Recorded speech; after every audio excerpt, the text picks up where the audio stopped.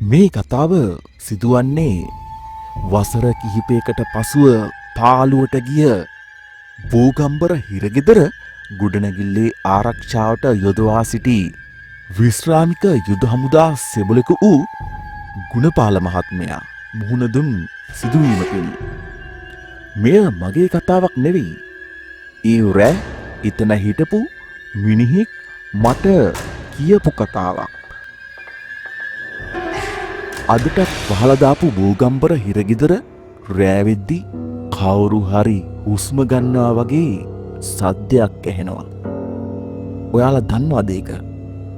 අද කියන්න යන්නේ ඒ හිරගෙදර ඇතුලේ ගුණපාල මහත්මයාට සිද්ධ වුණ දේ. මේ ඔහුගේ කතාවයි.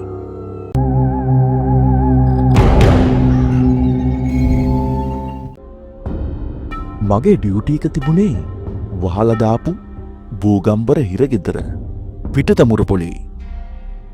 දන්නවද මහත්තයෝ, සිරකරුවෝ පිරිලා ඉන්න හිරගෙදරකට වඩා සිරකරුවෝ දාලා ගියපු පාළු හිරගෙදරක් දහස් ගුණයක් භයානකයි.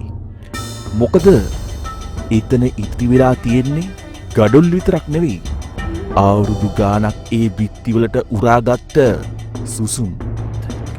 මුළු ගොඩනැගිල්ලම කරුවලේ ගිලිලා තිබුණා. මම ටෝච් එකක් ගහගෙන පරණ ගේට්ටුව පැත්තට හෙමින් ඇවිදගෙන ගියා. ඇතුලේ කිසිම කෙනෙක් නෑ. අඩුම තරමේ මීයෙක්වත් නෑ. එතකොටම මට ඇහුණා යකඩ දොරක් ඇරෙන සද්ද. මම ගැස්සිලා ගියා.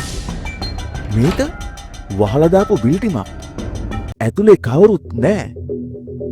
මම කම්බි ගේට්ටුව අස්සෙන් ටෝච් එක ගැහුවා. ඈත කොරිඩෝවේ කවුරුත් පේන්න නෑ. ඒත් මට දැනිච්ච දේ වචන වලින් කියන්න බෑ.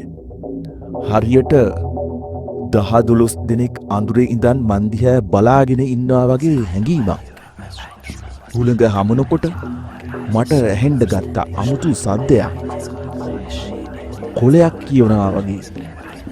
මගේ හිත මාව අතීතයට අරන් ගියා. මම දන්නවා ඔය බිත්ති ඇතුලේ අඟුරු කෑලි වලින් ගඩොල් කැට වලින් හිරකරුවෝ ලියපු දේවල් තාමත් මැකිලා නෑ. මගේ ඇස් දෙක පියාගත්තා. එතකොට මට නැවිලා පේන්න ගත්ත ඒ අකුරු. අද මගේ අන්තිම දවස. හෙට උදේට ඉර පායනකොට මගේ බෙල්ල තොණ්ඩුවට හිර වෙලා ඉවරයි. මම මැරෙන්න බය නෑ. ඒත් මගේ පුංචි දුව හිතන් ඉන්නේ තාත්තා රට ගියා කියලා. දුවේ, නුඹේ තාත්තා හොරෙක් නෙවෙයි. මේ වගේ වචන. ඉතින් බිත්තිවල තාමත් ඒ පණ ගැහෙනවා.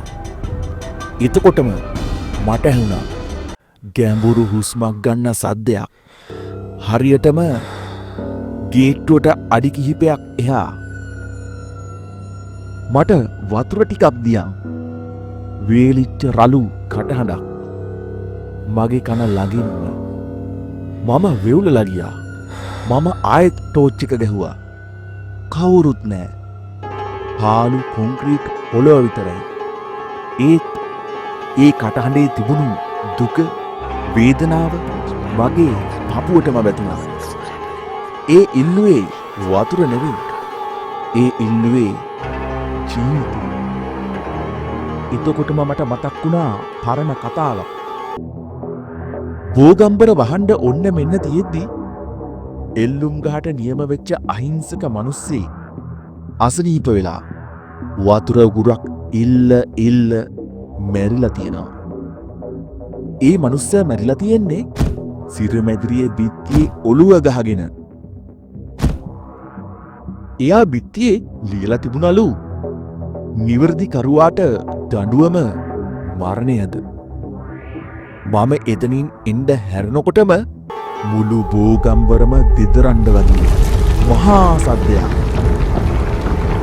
ඒක හරියටම එල්ලුම් ගහ ක්‍රියාත්මක වෙනකොට ලෑල්ල වැටෙන සද්දේ.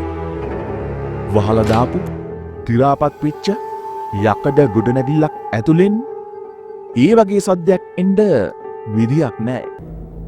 ඒත් මම දන්නවා. බෝගම්බර ගොඩනැගිල්ල වැහුවට දොරවල් වලට ඉබියතුරු දැම්මට ඒ බිත්‍යස්ස හිරවෙලා මැරුණු ආත්ම තාමත් ඒ අඳුරේම සැරිසරනවා. අදටත් ගුණපාල මහත්තයා ඒ පැත්තෙන් යද්දි අහක බලාගෙන යන්නේ. මොකද එයාට තානත් පේනවා වගේ ඒ රතුපාට තාප්පේ උඩින් මලතිය ඇත්තටක් එයා දිහා බලාගෙන අපිට තාමත් නිදහසක් නෑ නේද? බෝගම්බර කියන්නේ ගොඩනැගිල්ලක් නෙවෙයි මහත්තයෝ. ඒක ගල් ගැසුණු කළුදුළු සාගරයක්. ඔයත් ඒ පැත්තෙන් යද්දී ඇහුණොත් පුදුම වෙන්න එපා. මේ වගේ අඳුරු කතා තව අහන්න යක්ෂ කතාවක්.